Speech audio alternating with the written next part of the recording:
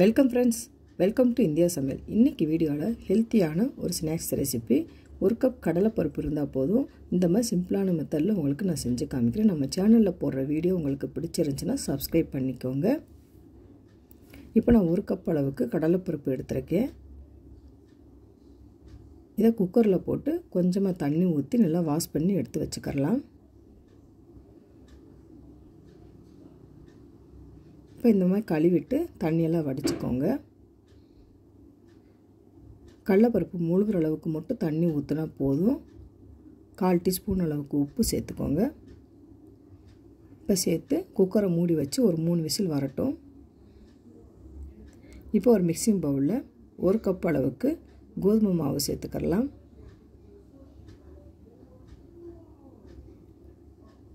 மூணு டீஸ்பூன் அளவுக்கு அரிசி மாவு சேர்த்துக்கோங்க. 1/4 டீஸ்பூன் அளவுக்கு உப்பு சேர்த்துக்கலாம். இப்போ சேர்த்துட்டு நல்லா கலந்து விட்டுக்கோங்க. இப்போ கொஞ்சம் கொஞ்சமாக தண்ணி சேர்த்துட்டு தோசை மாவு பதத்துக்கு நம்ம நல்லா பிணைஞ்சி எடுத்துக்கலாம். ரொம்பவும் தண்ணி சேர்க்கக்கூடாது, கொஞ்சம் கொஞ்சமாக தண்ணி சேர்த்துக்கோங்க. இந்த பதத்துக்கு இருந்தால் போதும். இது கரெக்டான பதம். இது அப்படியே இருக்கட்டும். இப்போ குக்கரில் பார்த்தீங்கன்னா கடலைப்பருப்பு நல்லா வெந்துருச்சு. எவ்வளோ சாஃப்டாக வந்திருக்குன்னு பாருங்கள். இதை அப்படியே தண்ணி கொஞ்சமாக இருக்கும், அது தண்ணியெல்லாம் வடிச்சிட்டு ஒரு தட்டில் போட்டு நல்லா ஆற வச்சுக்கோங்க. கொஞ்சம் கூட தண்ணி எதுவுமே இருக்கக்கூடாது. இதை அப்படியே மிக்ஸி ஜாரில் நம்ம சேர்த்துக்கலாம்.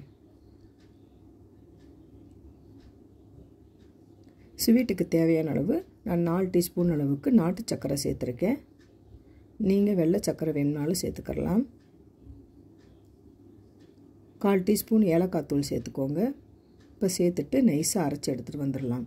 இப்போ இந்த அளவுக்கு நல்லா நைஸாக அரைச்சாச்சு. இதை வேறொரு பவுலில் மாற்றிக்கிடலாம். இப்போ நல்லா இந்த மாதிரி பிணைஞ்சிக்கோங்க. இப்போ கொஞ்சமாக மாவு எடுத்து கட்லட் ஷேப்புக்கு நம்ம செஞ்சிடலாம். இந்த மாதிரி கட்லட் ஷேப்புக்கு ரொம்பவும் தின்னாக இல்லாமல் இந்த மாதிரி கொஞ்சமாக போல்டாக செஞ்சு எடுத்து வச்சுக்கோங்க.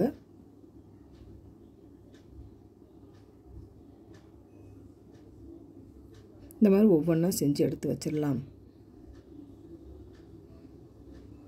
இப்போ நான் மாவுகளை செஞ்சு எடுத்து வச்சாச்சு. இப்போ நம்ம தோசை மாவு பதத்துக்கு கோதுமை மாவில் நல்லா டிப் பண்ணி எடுத்து வச்சிடலாம். எண்ணெய் நல்லா சூடாக இருக்குது. சூடான ஆயிலில் நம்ம போட்டுடலாம். நான் சேலோ ஃப்ரை தான் பண்ண போகிறேன்.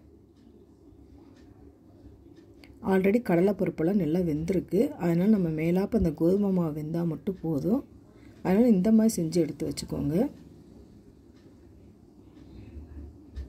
2 பக்கமும் வெந்தால் நல்லா திருப்பி திருப்பி போட்டுடலாம். கோல்டன் ப்ரௌன் நல்லா வரட்டும். சிம்பிளான ஒரு ரெசிபி. வெறும் கடலைப்பருப்பு இருந்தால் போதும். கோதுமை மாவில் ஈஸியாக நம்ம பண்ணி கொடுத்துடலாம். ரொம்பவே டேஸ்ட்டாக இருக்கும். போலியோட டேஸ்ட் இருக்கும் இதில். இப்போ வெந்திரிச்சு எடுத்துடலாம். ட்ரை பண்ணி பாருங்கள் ஃப்ரெண்ட்ஸ். டிஃப்ரெண்ட்டான முறையில் செஞ்சது. நீங்களும் ட்ரை பண்ணி பார்த்துட்டு கமெண்ட் பண்ணுங்கள். உங்களுக்கு இந்த வீடியோ பிடிச்சிருந்துச்சுன்னா லைக் பண்ணுங்கள், ஷேர் பண்ணுங்கள், கமெண்ட் பண்ணுங்கள். உங்களை நான் வேறு வீடியோ சந்திக்கிறேன். பாய். தேங்க்ஸ் ஃபார் வாட்சிங்.